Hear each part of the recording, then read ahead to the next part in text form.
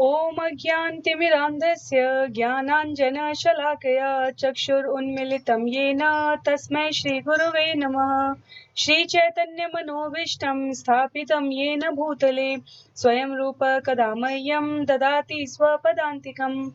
वन्देऽहं श्रीगुरो श्रीयुतपदकमलं श्रीगुरु वैष्णवांश्च श्रीरूपं साग्रजातं सहगण रघुनाथान्वितां तं सजीवं साद्वैतं सावधूतं परिजनसहितं कृष्ण चैतन्य देवं श्रीराधा कृष्ण पादान् सगण ललिता श्री विशाखान्वितांश्च। हे कृष्णा करुणा सिंधु दीनबंधु जगतपते गोपेश्वर गोपिका कांत राधा कांत नमोस्तुते। तप्त कांचन गौरांगी राधे वृंदावनेश्वरी वृषभानुसुते देवी प्रणमामि हरिप्रिये। वाञ्छाकल्पतरुभ्यश्च कृपा सिन्धुभ्य एव च पतितानां पावनेभ्यो वैष्णवेभ्यो नमो नमः। जय श्री कृष्ण चैतन्य प्रभु नित्यानंद श्री अद्वैत गदाधर श्रीवासादि गौर भक्तवृंद। हरे कृष्णा कृष्ण कृष्ण हरे हरे, हरे राम राम राम हरे हरे। हरे कृष्णा कृष्ण कृष्ण हरे हरे, हरे राम राम राम हरे हरे। हरे कृष्णा। आप सभी को दंडवत प्रणाम। श्रीमद् भागवतम महापुराण ग्रंथ के अध्ययन की श्रृंखला में आज हम लोग स्कंद 1 अध्याय 7 को प्रारंभ करने जा रहे हैं। अध्याय 7 का नाम है द्रोण पुत्र को दंड, और यहाँ से कथा का प्रारंभ होता है। जैसा कि हम लोग हर अध्याय में करते आए हैं, इस अध्याय के श्लोकों की संख्या 58 है, और इसे हमने कल जब श्लोकों की संख्या के संदर्भ में बात की थी तो हमने कहा भी था कि हम आगे से प्रयास करेंगे कि हम श्लोकों को सीधे दिखा सके कि कितने श्लोक अब तक हम लोगों ने अध्ययन किए हैं।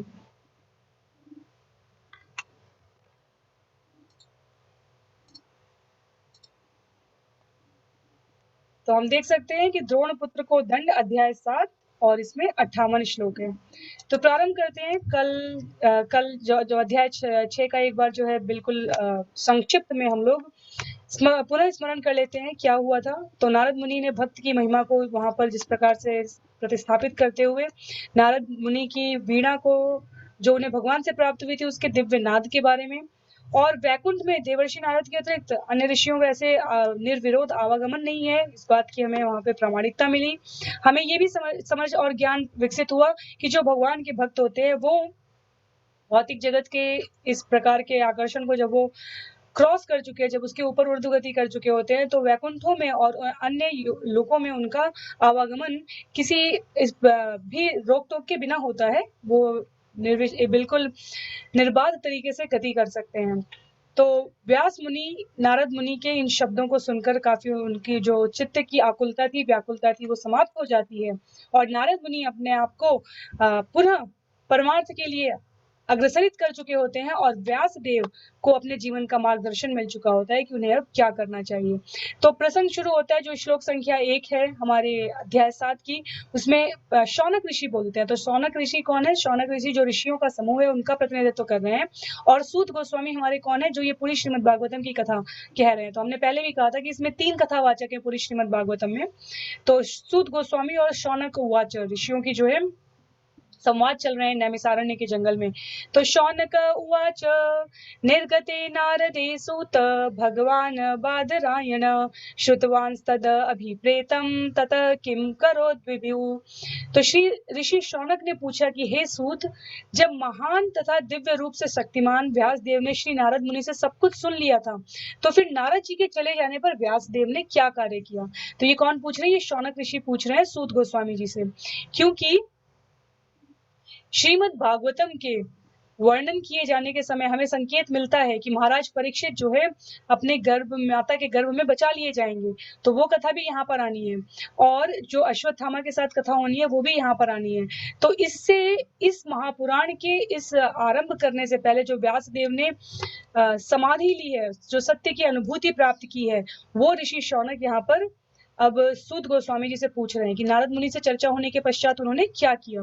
तो श्लोक आता है, सूत उवाच ब्रह्म नद्यां सरस्वत्याम आश्रम पश्चिमे तटे सम्याप्रास इति प्रोक्त ऋषीणाम सत्रवर्धन। सूत गोस्वामी ने वर्णन किया है, वो बताते हैं आगे कि नारद मुनि से ज्ञान प्राप्त करने के पश्चात सरस्वती नदी के पश्चिमी तट पर सम्याप्राश नाम स्थान का एक आश्रम है, जो ऋषियों के दिव्य कार्यकलापों को संवर्धित करने वाला, उनको बढ़ाने वाला है। तो सरस्वती नदी आप समझ सकते हैं कि भारत के बिल्कुल ऊपर उत्तर में से प्रवाहित होने वाली पश्चिमी तट का स्थान इस कार्य के लिए विशेष उपयुक्त है।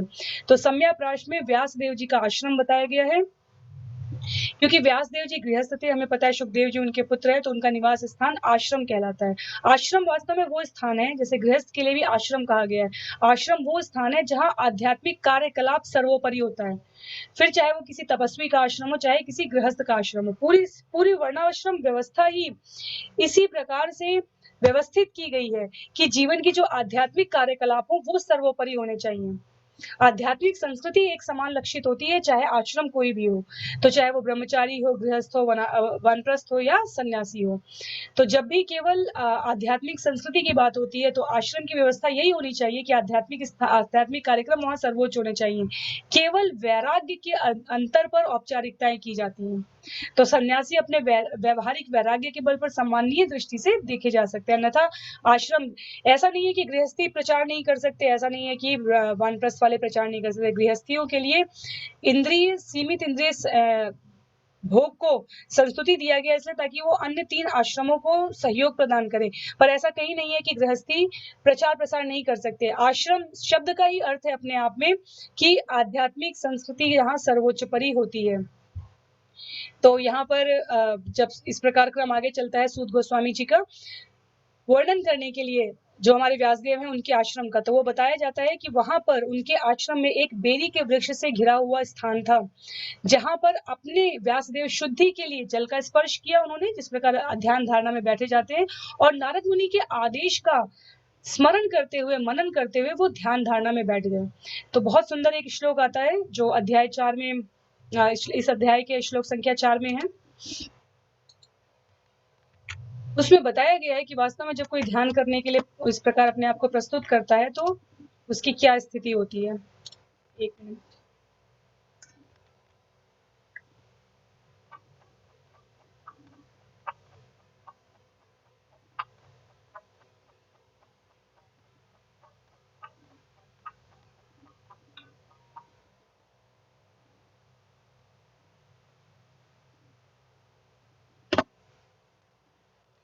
जो भक्तिमय और हमारे लिए पालन करने योग्य श्लोक रहेंगे उनको, क्योंकि आप में से कुछ लोगों का अनुरोध है कि स्लाइड्स फिर भी बनाइए ताकि जो महत्वपूर्ण श्लोक है जहां से हमें नीति नियामक तत्व निर्देश प्राप्त होते हैं उनको जो है प्रस्तुत किया जाए। तो स्लाइड्स फिर भी रहेंगी आप लोगों के लिए, केवल सीधे श्रील प्रभुपाद के जहां से हम पठन पाठन पिछले 2 अध्यायों का हमने किया केवल वहीं तक नहीं रखेंगे,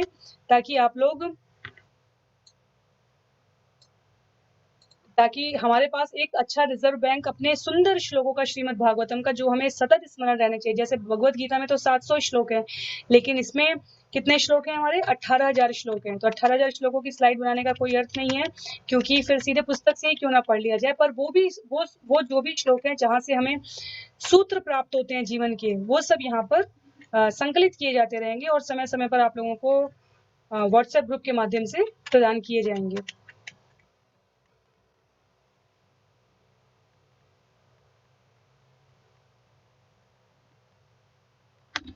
तो ये श्लोक संख्या 4 है। भक्ति योगेन मनसि सम्यक प्रणीयहिते अमले अपश्यत् पुरुषं पूर्णं मायां च तदपाश्रयम्। तो ये व्यासदेव अपने आश्रम में पहुंच चुके हैं वापस। वो बेरी से घिरे हुए स्थान के नीचे जल शुद्धि करके नारद मुनि के आदेश का ध्यान करते हुए अब समाधि में बैठने जा रहे हैं। इस प्रकार उन्होंने भौतिकता में किसी लिप्तता के बिना भक्तिमय सेवा से बंधकर अपने मन को पूरी तरह एकाग्र किया। इस तरह उन्होंने परमेश्वर के पूर्णतः अधीन उनकी बहिरंगा शक्ति के समेत उनका दर्शन किया। तो व्यासदेव को बहुत अतिरिक्त प्रयास करने की आवश्यकता नहीं थी, अगर हम लोग विचार करके देखें तो। भक्तिमय सेवा से बंधे, क्या किस भौतिकता की लिप्तता के बिना बंधे, और उन्होंने परमेश्वर का पूर्णतः अधीन उनकी बहिरंगा के समेत दर्शन भी किया। तो परम सत्य के लिए श्रील प्रभुपाद लिखते हैं कि यहाँ इस प्रकार जिन्होंने सत्य का जो ज्ञान हो रहा है, जो दर्शन हो रहा है हमारे व्यासदेव को, वो केवल भक्ति योग द्वारा ही संभव है। भगवत गीता में भी इसकी समय समय पर पुष्टि की जाती रही है कि पूर्ण ज्ञान के बल पर ही भगवत धाम में प्रवेश किया जा सकता है। निराकार ब्रह्म या अंतर्यामी परमात्मा का ज्ञान अपूर्ण होता है, क्योंकि उससे आप अपने आप को संबद्ध नहीं कर पाते हैं। तो नारद जी का आदेश क्या था व्यासदेव को? नारद जी का आदेश था कि भगवान तथा उनकी दिव्य लीलाओं के ध्यान में निमग्न हो जाएं।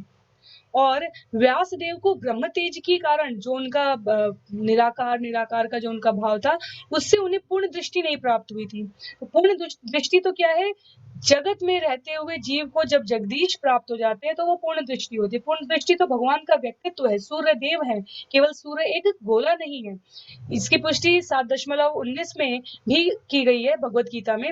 वासुदेवम सर्वमिति हिरण्यमेन पात्रेण, तो निर्विशेष ब्रह्म की हिरण्मय पात्र के द्वारा वो आच्छादित है, ये कहा गया। लेकिन जब वो आवरण हटता है, भगवत कृपा से वो ब्रह्म ज्योति का आवरण हटता है, तब भगवान का वास्तविक मुख दर्शन होता है। ध्रुव महाराज को भी इसी तरह हृदय में ब्रह्म तेज का दर्शन हुआ था, सामने से भगवान ने दर्शन कराया था जब उन्होंने प्रकट होकर।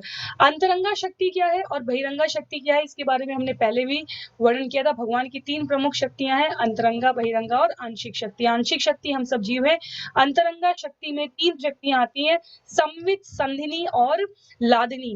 तो जो ये लादिनी शक्ति है, भगवान की पूर्णतया जो है अंतरंगा शक्ति की जो है प्रसन्नता देने वाली शक्ति है। संवित शक्ति हमारी जो है स्वयं बलराम जी हैं, और संधिनी शक्ति है जहां पर वो शक्ति, जहां पर लादनी शक्ति और पूर्ण पुरुषोत्तम भगवान श्री कृष्ण को आमोद प्रमोद और व्यवहार करने के लिए जो स्टेज दिया जाता है, जो स्थान दिया जाता है, उसको कहा गया है। पर बहिरंगा शक्ति क्या है? ये माया शक्ति, जो इस भौतिक जगत को, जो इस लोगों को आच्छादित किए हुए, उसे अंतरंगा शक्ति, उसे बहिरंगा शक्ति कहा गया है। तो जैसे चांद के साथ रोशनी है, सूर्य के साथ अपनी रोशनी है, उसी प्रकार भगवान जहाँ है वह भगवान की शक्ति है। तो भौतिक जगत में रहकर व्यासदेव भगवान का ध्यान स्मरण कर रहे हैं। तो अंतरंगा शक्ति का वर्णन नहीं है यहाँ पे, यहाँ बहिरंगा शक्ति बताई गई है। अंतरंगा शक्ति को पराशक्ति भी कहते हैं, ये हमें याद रखना चाहिए। लेकिन ये आध्यात्मिक माया है, ये योग माया होती है, ये जो भौतिक माया है वो नहीं है। तो भगवत गीता में कहा गया है कि निराकार ब्रह्म तेज भी भगवान श्री कृष्ण के परम व्यक्तित्व से उद्भूत है। अर्थात श्री कृष्ण के अतिरिक्त तो अन्य कुछ है ही नहीं, तो शक्तिमान वो हैं। और यहाँ पर जो इनके कार्यकलाप हैं, जो यहाँ पर बाह्य शक्ति कहा गया है, इनके जो ये कार्यकलाप हैं, इनके बारे में अभी आगे वर्णन में बताया जाएगा। तो इस प्रकार जो ये जीवात्मा है, हम सब जो भौतिक जगत के जीव हैं, वो क्या है? वो किस शक्ति से आवृत रहते हैं? वो बहिरंगा शक्ति से आवृत रहते हैं। हमारी जो स्थिति होती है वो बहिरंगा शक्ति से आवृत रहने की है। तो सूत गोस्वामी आगे बोलते हैं, शौनक ऋषि और अन्य ऋषियों को, यया सम्मोहितो जीव आत्मानं त्रिगुणात्मकं परोऽपि मनुते अनर्थम तत्कृतं चाभिपद्यते। जीवात्मा 3 गुणों से अतीत होते हुए भी इस बहिरंगा शक्ति के कारण अपने आप को भौतिक पदार्थ की उपज मानता है और इस प्रकार भौतिक कष्टों के फलों को भोगता है। तो यहाँ पर व्यास मुनि के माध्यम से हमें पुनः जो है, जो 3 प्रकृति के गुण है, सतोगुण, रजोगुण और तमोगुण, उनको समझने का यहाँ पर सूत गोस्वामी जी ने मार्ग प्रशस्त किया है। वो कहते हैं कि वास्तव में जीव भगवान का अंश है, परमात्मा का अंश है, part and parcel of Krishna है, लेकिन बहिरंगा शक्ति द्वारा बंदी बना लिया गया है। तो इतना कसा हुआ फंदा होता है ये, इतना भौतिक पाश, इतना प्रभावशाली होता है कि जीव भ्रमवश अपने आप को भौतिक पदार्थ ही मान लेता है। तो उसे आत्मा का बने, वो अपने आप को पदार्थ समझ लेता है। और जो वास्तविक ज्ञान है, वो बद्ध जीव उससे अपने आप को मुक्त, बद्ध जीव उससे अपने आप को युक्त नहीं कर पाता है, उससे वो च्युत हो चुका होता है, उससे वो बहुत दूर हो चुका होता है। भगवान क्या करते हैं? भगवान बहिरंगा शक्ति, भगवान अपनी किसी शक्ति के कार्य में कोई हस्तक्षेप नहीं करते, क्योंकि बहिरंगा शक्ति तो वैसे भी जीवों को सुधारने के लिए ये भौतिक जगत में स्थापित की गई है। तो इस प्रकार अभी उद्दंड पुत्र को अगर सुधारना है और संरक्षण के लिए किसी कठोर व्यक्ति के संरक्षण में सौंप दिया गया है, तो पिता पूरी तरीके से, पिता प्रतीक्षा जरूर करेगा, तो भगवान प्रतीक्षा जरूर करते हैं, पर वो हस्तक्षेप नहीं करते हैं। और भौतिक शक्ति क्या करती है? जो बहिरंगा शक्ति है वो क्या करती है? कि वो उसको वैसा कठोर माहौल देगी कि जिसमें वो अपने आप को सुधारने के लिए अग्रसर होने लगे। इसीलिए वो कैसे देती है, वो 3 तरह के ताप हैं और 4 प्रकार के हमारे दुःख हैं। लेकिन समस्या ये होती है कि जीव जो भौतिक जगत में है, उसको इसमें ही आनंद आने लगता है। जैसे कहा जाता है कि कई जानवरों के लिए कहा जाता है कि अगर उनके घाव कैसे ठीक होते हैं, तो हम देखते हैं बाहर ये एक उपमा है कि उनके घाव ठीक होते हैं जब वो जहाँ चोट लगी है वहां से जो खून निकल रहा है वो स्वयं उस खून को चाटते हैं। तो बेसिकली कहते ही है कि उनके सलाइवा में, उनकी लार में उस प्रकार के तत्व होते हैं जिससे उनकी वो चोट भर जाती है। पर ऊपर से दिखने में क्या लगता है, ऊपर से दिखने में लगता है जहां से उन्हें कष्ट प्राप्त हो रहा है, उसी स्थान को वो उसी में वो आनंद ले रहे हैं। तो भौतिक जगत का जीव इन गुणों के प्रभाव में आकर क्या कर रहा है, इन गुणों के प्रभाव में आकर भौतिक जगत का जीव सुधरना चाहिए था, पर वो जब इसमें आनंद लेने लगता है तो उसके कष्ट और घाव बढ़ते चले जाएंगे। पर अगर वो उसको इस प्रकार से सहलाए कि उन घावों का स्मरण कर करके वो अपने को शुद्ध करने का प्रयास करे, तो वो इस चंगुल से छूट जाता है। तो वो कैसे होता है, वो होता है जब कोई गुरु मिलता है, संत मिलता है, दीक्षा होती है, तो उस घाव की पट्टी कर दी जाती है, मरहम कर दी जाती है, अर्थात उससे बाहर निकलने का माइंडसेट, एक मानसिक स्थिति तैयार की जाती है, और इस प्रकार से जीव आगे निकल पाता है। तो अनर्थोपशम साक्षात् भक्ति योगम अधोक्षजे लोकस्य जानतो विद्वान चक्रे सात्वत संहिताम। क्या कहा जा रहा है,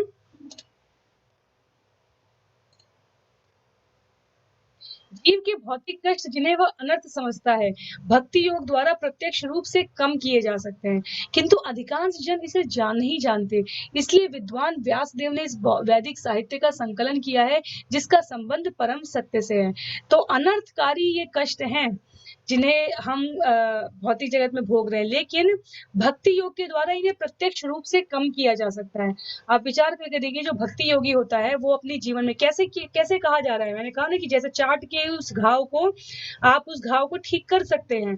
अर्थात भौतिक जगत में रहते हुए जो अनर्थकारी चीजें हैं उनको, जैसे नारद मुनि की 5 वर्ष की अवस्था में जब उनकी माता की मृत्यु होती है तो वो इसे भगवान का आशीर्वाद मानते हैं और अपने परम सत्य की खोज में निकल जाते हैं। हम जीवों के लिए बहुत सारी ऐसी बातें होती है, अगर हमारे जीवन जीने की दिनचर्या में वस्तुओं की हम न्यूनतम आवश्यकता रखें, हम अपना समय कितना कहाँ लगा रहे हैं इस पर विवेक पूर्वक विचार करें, तो ये जो अभाव है, ये जो भौतिक जगत के कष्ट हैं, जो अनर्थ है, उनको हम भक्ति योग द्वारा, क्योंकि भक्ति योग का अर्थ क्या हुआ, अपने समस्त क्रियाकलाप को भगवान को समर्पित कर देना है, तो उसमें क्या होगा, उसमें हम अपने आप को भगवान का दासानुदास देखेंगे, तो हमारी इच्छाएं भी उतनी ही न्यूनतम होंगी और हम दिव्य प्रेममय सेवा प्रदान करने के भाव से समस्त कार्यों का क्रियान्वयन करेंगे। तो अवांछित वस्तुओं का संग्रह नहीं करेंगे तो अवांछित दुख भी नहीं आएंगे। भौतिक जगत के इन व्यर्थ और अवांछित दुखों को श्रवण और कीर्तन की संस्तुति विधियों से तो बहुत शीघ्रता से, कभी भी अभी मन परेशान है, अच्छे जो सकारात्मक ऊर्जा है उसका अभाव महसूस हो रहा है, तो ऐसी समस्त स्थितियों में कहा गया है कि हमें श्रवण कीर्तन पर ध्यान लगाएं, तो उस प्रकार की ऊर्जा हमारे आसपास प्रस्फुटित होती है जिससे इस प्रकार के नकारात्मक विचारों से हम अपने आप को मुक्त कर सकते हैं। उसके पश्चात श्लोक संख्या 7 में कहा गया है, यस्याम वैश्रूयमाणायाम कृष्णे परम पुरुषे भक्तिरुत्पद्यते पुंसम शोक मोह भयापह। इस वैदिक साहित्य के श्रवण मात्र से पूर्ण पुरुषोत्तम भगवान श्री कृष्ण की प्रेम भक्ति की भावना तुरंत अंकुरित होती है, जो शोक मोह तथा भय की अग्नि को तुरंत बुझा देती है।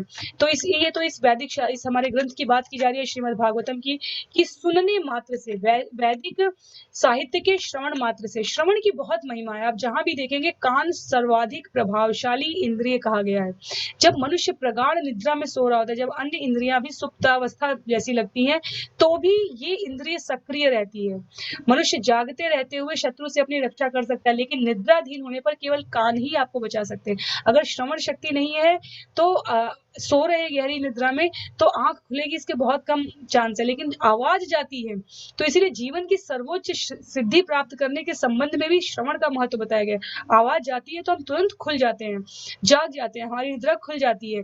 3 भौतिक तापों से जो मुक्ति है, जिससे हम जीव प्रत्येक क्षण शोक संतप्त रहता है और अपने काल्पनिक शत्रुओं से, भ्रामक वस्तुओं के पीछे भागने से, इन सब से सदैव भयभीत रहता है। ये सब भौतिक रोग के लक्षण है। भय, आसक्ति, क्लेश, ये सब कैसे चले जाते हैं, जिस प्रकार से गाँव में जिस प्रकार से पहले जंगलों पे ये खेतों की रक्षा करने के लिए जो भयानक पशु होते थे, उनको मारने के लिए जब दल निकलता था तो बहुत बड़े-बड़े वाद्य यंत्र बजाए जाते थे, जिन कोलाहलों से वो निकल जाए। इसी प्रकार से जैसे जब बहुत बारिश होती है, तो ये सब उपमाएँ दी हैं हमारे आचार्यों ने कि जब बहुत बारिश होती है, तो जो ऐसे बहुत ही भयानक-भयानक सर्प होते हैं, वो ऐसे नहीं निकलते हैं, लेकिन जब उनके बिलों में पानी घुसता है, तो वर्षा ऋतु में इसीलिए सर्प बाहर निकल आते हैं। तो कान के रास्ते से जब भगवत कथा की अमृत वाणी हमारे शरीर में घुसती है, मन मस्तिष्क दिमाग को चेतनामान करती है, तो जो भौतिक संचय का, आसक्ति का, भय का, क्रोध का ज्वर होता है हमें, वो इस प्रकार की दवाई के जाने से स्वतः ठीक हो जाता है। ये यहाँ पर तुलना की गई है, ये यहाँ पर उपमा देने का प्रयास किया गया है। भगवान के प्रति अपना जो सच्चा प्रेम है, उसे प्राप्त करने की जो सर्वोच्च विधि है, ये भौतिक विधि है जिसकी हम बात कर रहे हैं, और उसमें भी सर्वोच्च क्या है? उसमें भी सर्वोच्च है श्रवण करना। कोई भी भगवान की प्रेमा भक्ति का विषय हो, वो भगवान के विषय में श्रवण करने से ही प्रारंभ होता है। भगवान तथा उनके विषय में सुनी गई विषय वस्तु में कोई अंतर नहीं होता, ऐसा हमें श्रील प्रभुपाद अपने तात्पर्य में प्रस्तुत करते हैं। तो हम यहाँ पे श्रवण की महिमा सुन रहे हैं, श्रवण करेंगे इसके लिए इसलिए श्रील व्यासदेव इस ग्रंथ की रचना करेंगे।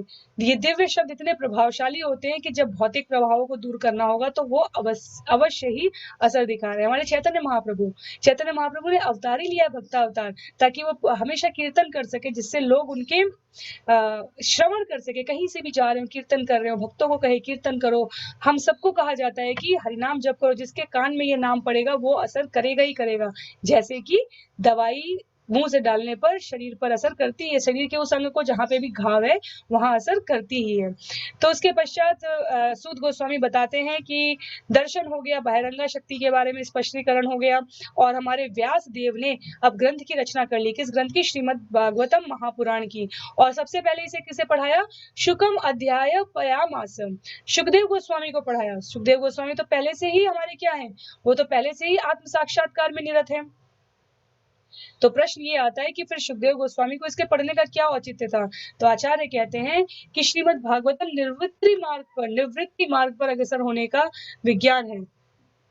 नारद महाराज ने निवृत्ति मार्ग को प्रशस्त किया है। तो हमारे जो सुखदेव गोस्वामी हैं, उनको लिए पढ़ने की स्थिति के बारे में शौनक मुनि प्रश्न करते हैं। सवे निवृत्ति निरत सर्वत्रोपेक्षको मुनि कस्य वा बृहति में तात्मात्माराम समभ्यसत। श्री शौनक ने सूत गोस्वामी से कहा, सुखदेव गोस्वामी तो पहले से ही निवृत्ति मार्ग पर चल रहे थे और इस तरह वे अपने आप में प्रसन्न थे, तो फिर उन्हें ऐसे बृहद साहित्य का अध्ययन करने का कष्ट क्यों उठाने की आवश्यकता है? तो ये वही उत्तर है जो हम कई बार दे चुके हैं। श्रील प्रभुपाद कहते हैं भौतिक जगत में रहकर भगवान की सेवा करने का अभ्यास करना है और आध्यात्मिक जगत में जाकर उसको पूर्ण शुद्धता के साथ करना है। तो जो भौतिक कल्याण के कार्य में स्थिर होते हैं उन्हें हम क्या कहते हैं? कर्मी। उन कर्मियों में से कई लाखों में से कोई एक आत्माराम बनेगा। उन आत्माराम व्यक्ति की भी जो उच्चतम अवस्था है वो सुख की खोज करने की जो है, वो सुख कौन सा है? आत्माराम व्यक्ति के आदर्शों में सुख किसको कहा गया है? सुख भौतिक भोग के लिए नहीं कहा गया है, सुख कहा गया है उस उच्चतम अवस्था को प्राप्त करना जहाँ की श्रवण करने में हमारी सदा सर्वदा रुचि बनी रहे।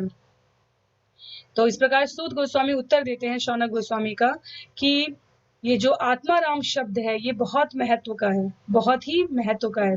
उसमें कई शब्दों के विच्छेद किए जा सकते हैं कि किस प्रकार इन शब्दों का सीधे प्रयोग किया जाता है। चैतन्य महाप्रभु ने उद्धरण में कहा है, मैं आप लोगों के लिए प्रस्तुत करती हूँ।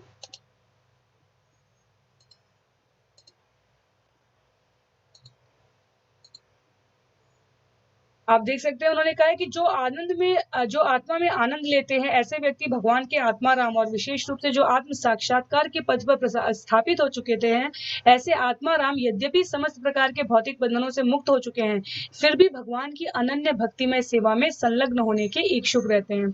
तो इस श्लोक में 11 तत्वों की ओर संकेत किया गया है।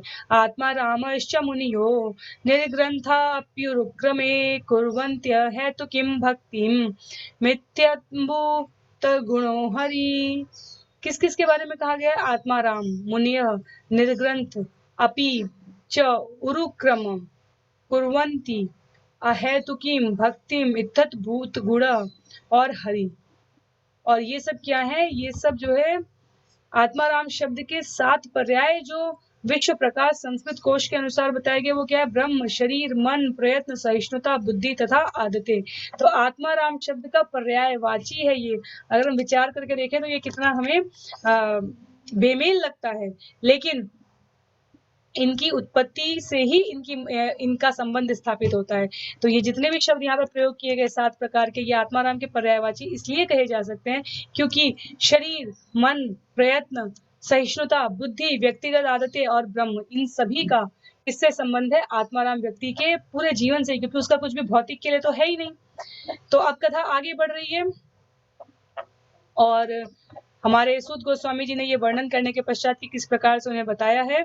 उन्होंने श्रीमद् भागवतम कथा का भली प्रकार अध्ययन किया। किन्होंने? हमारे सुखदेव गोस्वामी जी ने, क्योंकि यही तो उनकी एकमात्र रुचि थी। वो राधा रानी के शुक हैं जो कि इस लोक में रुके थे इस ज्ञान को प्रचार प्रसार करने के लिए।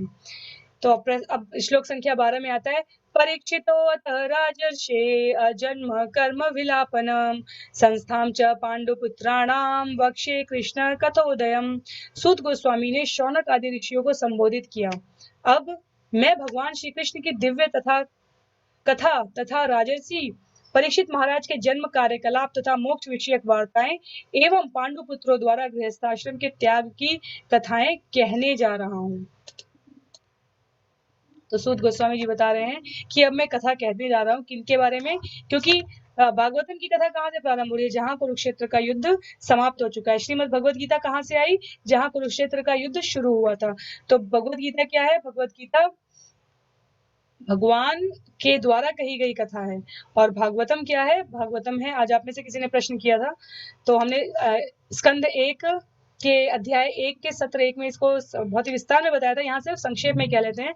तो भगवत गीता युद्ध शुरू होने से पहले की जो वार्ता है वो है, और श्रीमद् भागवतम जहाँ से युद्ध समाप्त होता है वहां के बाद की वार्ता है। इसमें उसके उपरांत पूछे गए प्रश्नों के उत्तरों का समूह है भगवान के। तो भगवत गीता भगवान द्वारा कही गई कथा है, और श्रीमद् भागवतम जिसमें 18,000 श्लोक हैं वो भगवान के लिए कही गई कथा है। तो एक भगवान द्वारा कही गई है, एक भगवान के लिए कही गई है।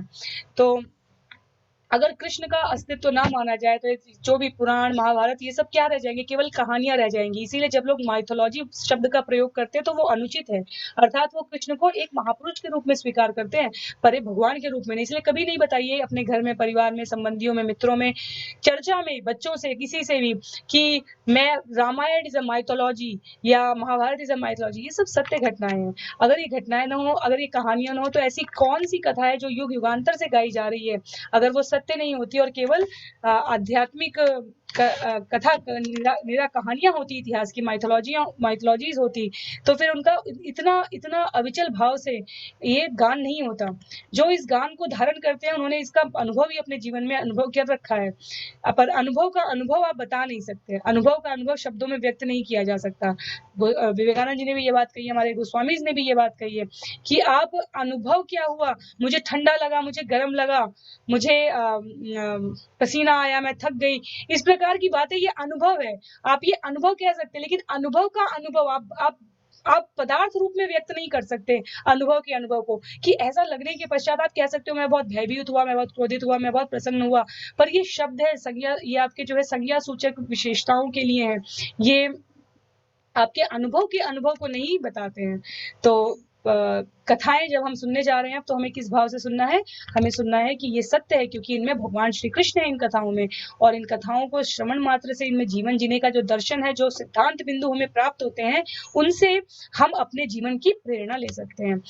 तो प्रसंग आता है, यथा यदा मृधे कौरवसृजन्यानां वीरेष्वथो वीरगतिं गतेषु वृकोदरावित्तगदाभिमर्श भग्नोरुदण्डे धृतराष्ट्रपुत्रे भर्तुप्रियं द्रोणीरिति स्म पश्यन् कृष्णासुतानां स्वपतां शिरांसि उपाहरत्वी प्रियमेव तस्य जुगुप्सितं कर्म विगर्हयन्ति। क्या होता है?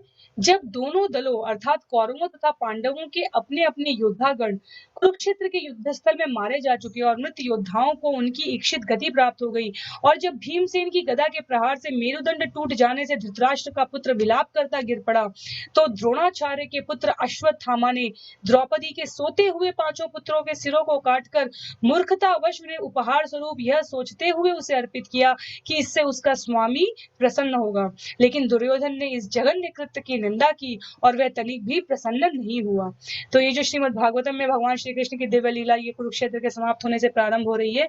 ये कहाँ पे हो रही है? जब 18वें दिन जो है युद्ध जो है अर्जुन के और पांडवों के प्रहार से समस्त कौरव सेना का विनाश हो चुका है, तो दुर्योधन युद्ध स्थल से भाग जाता है और वो जाके एक सरोवर में छुप जाता है।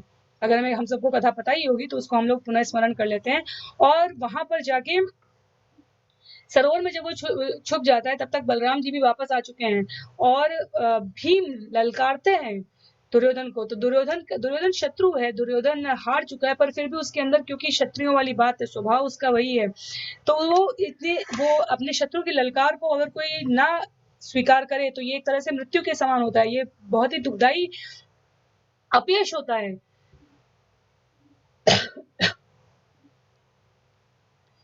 तो दुर्योधन जब भीम उनको पुकारते हैं तो वो आते हैं और फिर वहां पे मल्ल युद्ध होता है। वो कथा हम सबको पता है।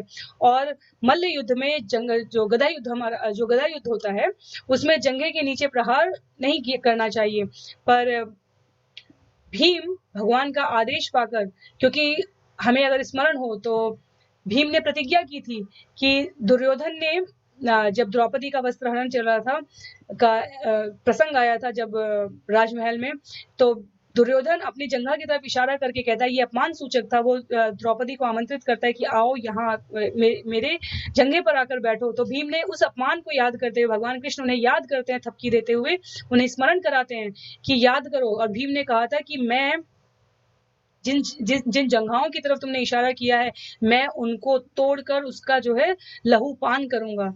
और ये भीम की जो प्रतिज्ञा थी उसे स्मरण कराते हैं भगवान कृष्ण साथ में खड़े हैं, तो स्मरण विस्मरण सब कुछ उनसे ही प्रस्फुटित होता है। भगवान ने अध्याय 15 में श्लोक संख्या 15 में कहा है कि स्मृति, विस्मृति और विवेक बुद्धि ये तीनों मुझसे ही आती है। तो वो स्मृति कराते हैं भगवान यहाँ पर भीम को, और भीम इसलिए जंघे के नीचे प्रहार करते हैं। बलराम बहुत क्रुद्ध होते हैं इस बात से, लेकिन फिर कृष्ण उनको ये बात बताते हैं कि ऐसा क्यों हुआ। और उसके पश्चात वो जाते हुए वो छोड़ के फिर मारते नहीं है, वो फिर उसी प्रकार से वहां से चले जाते हैं। सायंकाल हो चुका है और वो वहां छोड़ के आते हैं। तो भीम से परास्त हुआ, भीम से इस प्रकार से टूटी हुई जंघा लेकर दुर्योधन जाकर जलाशय में छुप जाता है। और जब अश्वत्थामा ने, शास्त्र कहते हैं कि अश्वत्थामा जीवित हैं, तो अश्वत्थामा, कृपाचार्य, कृतवर्मा ये जीवित रहे हैं महाभारत के युद्ध के पश्चात भी, तीन व्यक्ति जो है। तो अश्वत्थामा अपने मित्र को पुकारते हुए जाते हैं, तब वो मित्र की पुकार सुनकर निकल के बाहर आते हैं दुर्योधन। और दुर्योधन ने पूछते हैं अश्वत्थामा कि मैं आपके लिए क्या कर सकता हूँ। तो उन्होंने कहा कि मुझे 5 पांडवों के सिर चाहिए, बस यही मुझे संतुष्ट कर सकता है, इससे नीचे और कुछ भी नहीं मुझे संतुष्ट कर सकता। तो जिन्होंने अध्याय 1 सुना है उन्हें स्मरण होगा कि किस प्रकार से दुर्योधन पॉलिटिशियन था, बहुत बड़ा राजनीतिज्ञ था। उसने वहां पर शब्दों का प्रयोग किया था कि बहुत सारे ऐसे मेरे पास योद्धा हैं जो मेरी प्राण रक्षा के लिए अपने प्राण देने के लिए तत्पर हैं। तो दुर्योधन को विश्वास है कि अश्वत्थामा 5 पांडवों को ला पाएगा। और इधर अश्वत्थामा पांडवों के शिविर में जाते हैं, और संयोग से उस दिन 5 पांडव जिस शिविर में रहते थे उसमें द्रौपदी के 5 पुत्र साथ में रहते हुए अपना अब एक दूसरे का मनोरंजन करते हुए इस प्रकार से अच्छे से रह रहे थे, और वो वहीं पर सो जाते हैं उन शिविर में। तो ये दैव युग ही था, ये भगवान की लीला ही थी। कथा से पहले भी भगवान ने जब पूरी ये युद्ध क्षेत्र की कथा शुरू होती है उससे पहले भी भगवान ने कह दिया था कि केवल पांडव बचेंगे। तो पांडव के पुत्रों को भी जाना ही था, ये निश्चित था। ये जितना आसान है सुनने में उतना आसान महसूस करने में नहीं लगता है। तो पर क्योंकि चूंकि ये भगवान का कथा है और हमारी पहचान शरीर के रूप में नहीं आत्मा के रूप में है, तो हम उसी भाव में समझेंगे कि 5 युवा पुत्रों की मृत्यु हो जाती है। ये सिर लेकर अश्वत्थामा, मुझे लगता है इतना आसान था क्योंकि वो तो सिर्फ मुंह ढक के सो रहे थे। तो उन अंधकार में शिविर से निकले हुए अश्वत्थामा के हाथ में 5 पांडवों के सिर थे, और वो दौड़ता दौड़ता जाता है सरोवर के किनारे, और दुर्योधन को बोलता है कि तुम्हारी मनोकामना मैंने पूरी कर दी, मैंने 5 पांडवों को मार डाला। तो दुर्योधन जो कि एक एक क्षण, जैसे रेगिस्तान में अगर किसी को एक बूंद पानी की आस उसके अंदर काफी हिम्मत भर देती है, वही स्थिति हो गई थी दुर्योधन की। उसको सुन के, उसको हिम्मत करते हुए वो बाहर निकल कर आता है और वो कहता है कि मुझे भीम का सर दो, मुझे भीम का सर दो। और भीम का सर जब दुर्योधन अपने हाथ में लेता है तो हाथ में जब होता है तो वो चकनाचूर हो जाता है, मतलब वो दबाता है उसको तो वो चकनाचूर होता है। एक बार दुर्योधन यहाँ प्रयास कर रहा है ये समझने का कि ये शायद भीम का सर है। और दूसरी एक कथा आती है जहां पर पांडव युद्ध समाप्ति के पश्चात राजमहल में प्रवेश करते समय बड़े पिता और माता धृतराष्ट्र और गांधारी से मिलने जाते हैं। तो वहां पर कृष्ण ने पहले से ही व्यवस्था कर रखी थी। भीम का एक लोहे का बड़ा पुतला बनवाया था उन्होंने, और ये कथा है महाभारत की। और जब धृतराष्ट्र सुनते हैं, क्योंकि धृतराष्ट्र हमने कहा है धृतराष्ट्र केवल चर्म चक्षुओं से नहीं, ज्ञान चक्षुओं से भी अंधे हैं, क्योंकि उन्होंने हमेशा वो मोहासक्त रहे, पुत्र मोह में उन्होंने धर्म का कभी संरक्षण और नहीं किया, संवर्धन तो बहुत दूर की बात है। तो जब धृतराष्ट्र एक एक पुत्र से कहते हैं आओ मेरे गले लगो, आओ मेरे गले लगो, तो युधिष्ठिर से गले लगते हैं, अर्जुन से गले लगते, फिर कहते हैं मेरा भीम कहाँ है, मैं अपने भीम से, क्योंकि दुर्योधन के प्रति धृतराष्ट्र का विशेष अनुराग था। तो वो भीम के प्रति उनके मन में जो कलुषता थी, जो एनिमोसिटी थी, कलुषता, उसी के परिणाम स्वरूप वो कहते हैं मेरा भीम कहाँ है। और जब भीम आगे बढ़ने लगते हैं, क्योंकि भीम धर्म के साथ है, भीम भावुक व्यक्ति है, संवेदनशील प्राणी है, वो जब बढ़ने लगते हैं पिताश्री को के चरण, अपने बड़े पिताश्री के चरण स्पर्श करने और उनसे गले मिलने के लिए, तो कृष्ण उन्हें इशारे से रोकते हैं, क्योंकि वहां दुर्योधन है, गांधारी है, और धृतराष्ट्र है, गांधारी है, और विदुर है, और पांचों पांडव हैं, कृष्ण है, द्रौपदी हैं। तो विदुर तो भगवान की नीतियों में कभी हस्तक्षेप नहीं करेंगे। कृष्ण रोकते हैं भीम को और उस लोहे के पुतले को दुर्योधन की दोनों भुजाओं के बीच में लाकर दे देते हैं। ये और भीम पीछे से आवाज करते हैं, कहते हैं कि ये हूं मैं, पिताश्री मैं आपको प्रणाम करता हूँ। और इस प्रकार वो कहते हैं प्रणाम नहीं, आओ गले लगो। और जब गले लगते हैं धृतराष्ट्र, तो वो इतनी तेज, इतना बल था धृतराष्ट्र के अंदर कि वो जो लोहे का बनाया हुआ सांचा था भीम का, वो पूरा चकनाचूर हो चुका होता है। तो एक बार दुर्योधन यहाँ पर इनका सिर समझकर खंडित कर रहे हैं, और वहां धृतराष्ट्र एक बार ऐसे करेंगे। जब वो चकनाचूर हो जाता है तो कृष्ण उनके हाथ पकड़ के उनको शांतिपूर्वक आसन पर बैठाते हैं, और फिर कहते हैं आपके मन की कलुषता का मुझे भान था, पहले से ही भान था, इसलिए ये मैंने किया था। तो कृष्ण के अंदर लोग कहते हैं कृष्ण बहुत ही छल किया, कृष्ण ने बहुत पक्ष लिया पांडवों का, ऐसी बात नहीं है। कृष्ण बहुत ही सदाशय, भगवान से बड़ा दयालु और परम हितैषी कौन हो सकता है। कृष्ण ने वहां पर युधिष्ठिर को धृतराष्ट्र को याद दिलाया कि आपके पुत्र मोह में, मुझे पता था कि आप पांचों पांडवों में सिर्फ इन्हीं के साथ ऐसा करेंगे, इसलिए हमने आपके साथ ऐसा व्यवहार किया। अन्य सभी पुत्र जीवित शरीर वाले हैं, आप चाहे तो किसी और को मार सकते हैं, लेकिन भीम के प्रति आप अगर इतना विद्वेष रखेंगे तो अन्य दूसरे लोक में जाने पर भी आपको शांति की प्राप्ति नहीं होगी। तो धृतराष्ट्र वहां रोने लगते हैं, बताया गया है, और युधिष्ठिर उनको सांत्वना देते हैं। और जब कथा आगे बढ़ेगी, ये भी अध्याय, अभी ये स्कंद 1 में ही ये कथा आती है कि किस प्रकार धृतराष्ट्र और गांधारी को विदुर उपदेश देते हैं। धृतराष्ट्र को उपदेश देते हैं, गांधारी तो हमेशा से ही ज्ञानी थी। धृतराष्ट्र को उपदेश देते हैं कि अभी भी तुम्हारे अंदर सत्ता का, राजमहल का मोह नहीं गया है, अब वर्णाश्रम ही तुम्हारे लिए सुशोभित है। तो धृतराष्ट्र वहां से, गांधारी साथ में जाने लगती है, तो उनके साथ कौन जाता है, उनके साथ कुंती जाती है। कुंती कहती है मेरा संबंध तुम पुत्रों से तब तक था जब तक तुम सक्षम नहीं हो, तुम सक्षम हो आज, तो मेरा संबंध इस सब परिवार से है। धृतराष्ट्र और गांधारी दोनों अंधे हैं, और उनकी देखभाल करने के लिए मैं उनके साथ जाऊंगी। तो कुंती वास्तव में धृतराष्ट्र और गांधारी के साथ जंगल में जाती हैं, और फिर वहां पर कहा जाता है कि योगाग्नि से इन्होंने शरीर छोड़े थे, धृतराष्ट्र और गांधारी ने। तो ये कथा आती है, मैंने ये कथा का उल्लेख यहाँ पर इसलिए किया क्योंकि अश्वत्थामा ने क्या किया है, अश्वत्थामा ने भीम का सिर पकड़ाया, खोपड़ी ऐसे पकड़ाई, और दुर्योधन ने कस के दबाया और वो चकनाचूर हो गया। तो दुर्योधन कहता है अश्वत्थामा तुमसे गलती हुई है, ये पांडवों के सिर हो ही नहीं सकते, ये पांडवों के सिर नहीं है, तुमसे क्या गलती हुई है, जाओ शिविर में जाकर पता करो। जब अश्वत्थामा शिविर को बाहर से ही दूर से निरीक्षण करता है, तो शिविर में तो हाहाकार मच चुका था। क्यों? क्योंकि एक एक पांडव से जो एक एक पुत्र था द्रौपदी के पास, जिन्हें उप पांडव कहा जाता था, वो अब नहीं थे, वो मर चुके थे। तो यंग बिल्कुल किशोर वय जिनके लिए युद्ध किया, वास्तव में भोग कौन भोगेगा? पांडव तो वैसे भी, पांडवों का तो पूरा जीवन ही योगियों का जीवन रहा है। जब कृष्ण इस जगत से अपनी लीला समाप्त करके जाने लग जाएंगे, चले जाते हैं, अर्जुन द्वारका पहुंचता है और पूरे द्वारका में हाहाकार मचा हुआ होता है, यदुवंश नष्ट हो चुका होता है, और वही अर्जुन जिन्होंने इतने गांडी, जिनका गांडी के टंकार से देवता भी डर जाते थे, वो सामान्य व्यक्तियों से राजमहल की और राज परिवार की और राज स्त्रियों की रक्षा नहीं कर पाते हैं वहां पे। क्यों? क्योंकि अर्जुन के पास जो ताकत है, जो शक्ति है, जो प्रभाव है, वो भगवत कृपा का था। तो ये अर्जुन और जो हमारे पांडव है, उनके लिए संकेत था कि भगवान अब लीला समाप्त कर चुके हैं इस धरती से। तो युधिष्ठिर और भीम और अर्जुन और नकुल, सहदेव और द्रौपदी सब शोकाकुल हो जाते हैं। उसके पश्चात तो महाभारत के युद्ध के पश्चात उन्होंने वास्तव में कोई बहुत शासन नहीं किया, उन्होंने व्यवस्था स्थापित कर दी। परीक्षित बचाए जा चुके थे, इसलिए परीक्षित एकमात्र उत्तराधिकारी थे, और फिर वो वहां पर, तो ये पांडवों का जीवन चरित्र बताया जा रहा है यहाँ पे। पर यहाँ दुर्योधन का भी एक चरित्र पता चलता है। श्रील व्यास देव श्रीमद् भागवतम में, महापुराण जिसका हम अध्ययन कर रहे हैं, यहाँ इस श्लोक में लिखते हैं कि वास्तव में जब अश्वत्थामा को पता चला कि ये पांडव के पुत्र हैं, तो वो अर्जुन के और द्रौपदी को दुख को देख भी नहीं पाया, और तुरंत दौड़ता हुआ दुर्योधन के पास आकर बताता है, मुझसे भूल हुई है, मैंने पांडवों का नहीं उप पांडवों का वध कर दिया। और श्रील व्यासदेव यहाँ पर तात्पर्य में लिखते हैं कि दुर्योधन ने इस जघन्य कृत्य की निंदा की, वो तनिक भी प्रसन्न नहीं हुआ, क्योंकि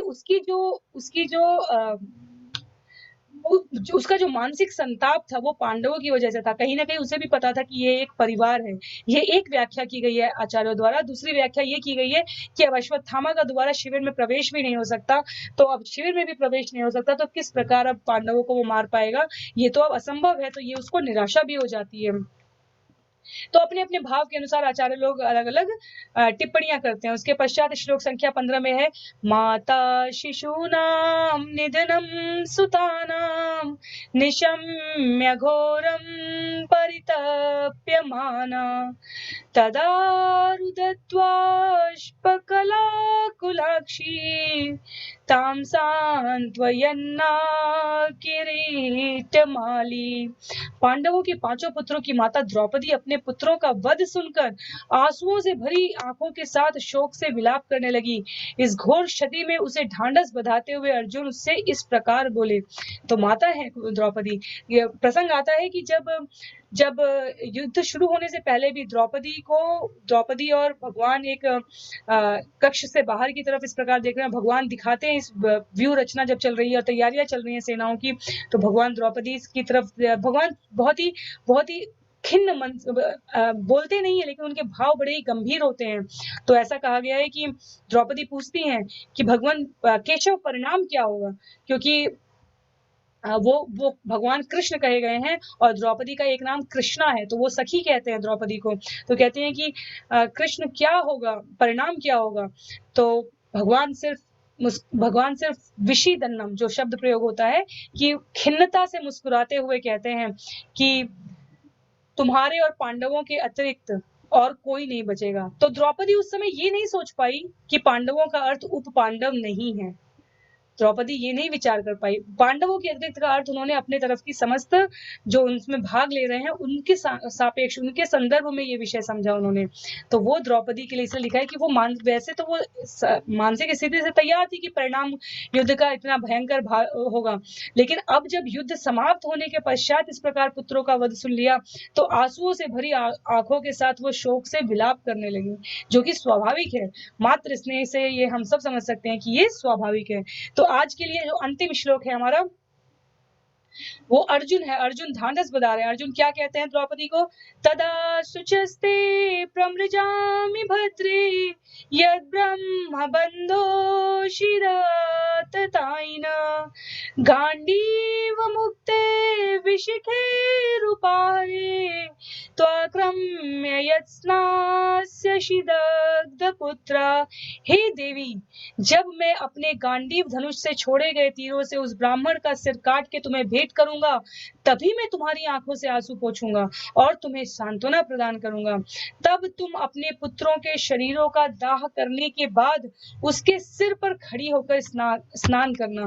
तो ये जो क्षत्रियाणी की जो एक सम्मान की बात होती है कि किस प्रकार जो है उसके सम्मान को, उसके स्नेह को, उसके उस ओजस भाव को बनाए रखने के लिए अर्जुन इतनी कड़ी प्रतिज्ञा लेते हैं कि वो मैं जिसने हमारे पुत्रों का इस प्रकार से नाश किया उसे मैं तीरों से उस ब्राह्मण का सिर काट कर तुम्हें भेंट करूंगा। तो तात्पर्य में श्रील प्रभुपाद लिखते हैं, कोई शत्रु जो घर में आग लगाता है, विष खिलाता है, अचानक घातक शस्त्रों से प्रहार करता है, संपत्ति लूटता है या कृषि योग्य खेतों पर अनुचित अधिकार जमा लेता है, किसी की पत्नी को फांसता है, वह आतताई है। तो आतताई के यहाँ पे 6 वो दिए गए हैं, जो विष खिलाता है, अचानक घातक शस्त्रों से प्रहार करता है, शत्रु के घर में आग लगाता है, संपत्ति लूटे या कृषियों के खेतों पर अनुचित अधिकार दिखाए या किसी की पत्नी को फंसाता है, तो वो आतताई है। ऐसा आतताई चाहे वह ब्राह्मण हो या ब्राह्मण का तथाकथित पुत्र ही क्यों ना हो, सब प्रकार से दंडनीय है। तो अर्जुन ने अश्वत्थामा के, जो कि आतताई है यहाँ पर, उसका सिर काटने की प्रतिज्ञा ली, क्योंकि वो जानता था कि वर्ण व्यवस्था से और अपने स्वभाव से अश्वत्थामा, वैसे तो उसकी शिक्षा दीक्षा साथ में हुई है, पर वो ब्राह्मण है, तो भी वो ये जानते हुए प्रतिज्ञा लेता है। क्यों?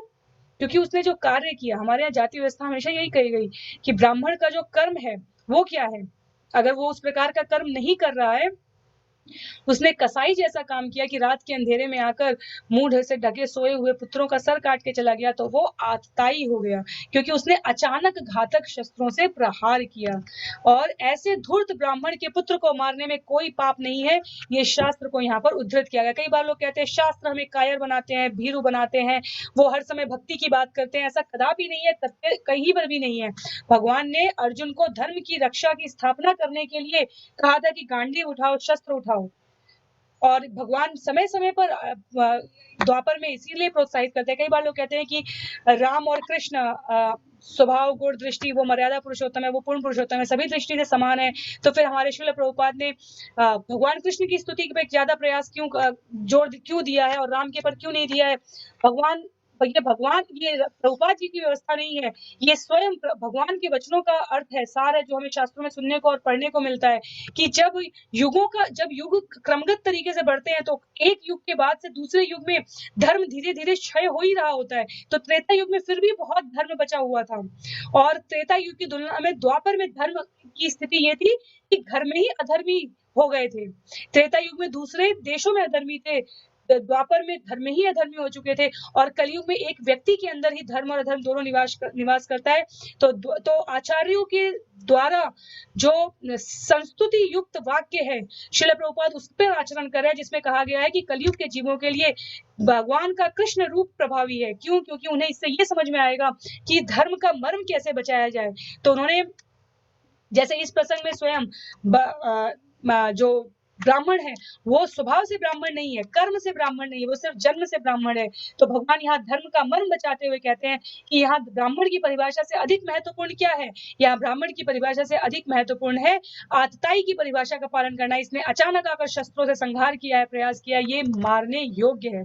कोई क्षमा कर दे वो बात दूसरी है, तो क्षमा मिलती है या नहीं मिलती है अश्वत्थामा को, और किस प्रकार आगे की घटनाक्रम चलते हैं, इसे हम कल समझने का प्रयास करेंगे। पर यहाँ पर अर्जुन ने कहा कि वो आतताई है, ऐसे दुष्ट ब्राह्मण को मारने में कोई पाप नहीं लगेगा, इसलिए मैं इसका सिर जब तुम्हें भेंट करूंगा द्रौपदी, तब मैं तुम्हारी आंखों से आंसू पोंछूंगा, अन्यथा तब तक तुम्हारे ये आंसू मुझे प्रेरणा दे रहे हैं कि किस प्रकार से इस घोर व्यभिचारी, घोर पापी अश्वत्थामा को मैं तुरंत तुम्हारे सम्मुख प्रस्तुत करूं, जीवित या मृत। तो आगे द्रौपदी का क्या उत्तर है? भक्त किस प्रकार अर्जुन ने विचार करके भगवत गीता सुनी कि युद्ध करने से पहले मैं स्थितियों को, संबंधियों को देख लूं। यहाँ द्रौपदी के चरित्र का वर्णन आता है। हमारा जो एक प्रमुख श्लोक कहा जाता है समस्त माताओं के लिए, अहिल्या, द्रौपदी, तारा, कुंती, मंदोदरी तथा पंच कन्या स्मरे नित्यम महापातक नाशनम। तो द्रौपदी का नाम उन कन्याओं में आता है, उन्हें कन्या कहा गया है, जो कि महापातक नाशनम, जीवन के जो प्रमुख पाप हैं वो भी द्रौपदी का चरित्र याद कर लेने से अपने आप समाप्त हो जाते हैं, नष्ट हो जाते हैं। तो अर्जुन ने एक पति के रूप में, एक पिता के रूप में, एक योद्धा के रूप में जो प्रण लिया वो उनके लिए यथोचित है, पर एक स्त्री के रूप में, एक पत्नी के रूप में, एक माँ के रूप में द्रौपदी के क्या कथन आते हैं यहाँ पर, वो हमारे लिए बहुत ही रुचिकर और प्रभावी होगा, और उसे हम कल के सत्र में संबोधित करने का प्रयास करेंगे। पठन, मनन और श्रवण के द्वारा अपने जीवन में इन शास्त्रों के इस ज्ञान को व्यवहार रूप में लाने का प्रयास करेंगे। तो इसी के साथ आज का ये सत्र यहीं पर समाप्त करते हैं। आप लोगों की कोई भी जिज्ञासा हो तो व्यक्तिगत रूप से बता सकते हैं। हम समय-समय पर ये जो संशोधन कर रहे हैं, कभी कुछ स्लाइड्स दिखा रहे हैं और कभी कुछ जो महत्वपूर्ण श्लोक हैं वो दिखाने का प्रयास कर रहे हैं। ये आप लोगों से प्राप्त प्रतिक्रिया के हिसाब से ही किया जा रहा है। तो अन्य कुछ भी अगर आपको लगे समय बढ़ाने या घटाने, कम या ज़्यादा बदलने या कुछ भी, तो आप हमें बता सकते हैं। आज के लिए सत्र को यहीं प्रणाम करते हैं। श्रील प्रभुपाद की जय, श्रील गुरुदेव की जय, अनंत कोटि वैष्णव वृंद की जय।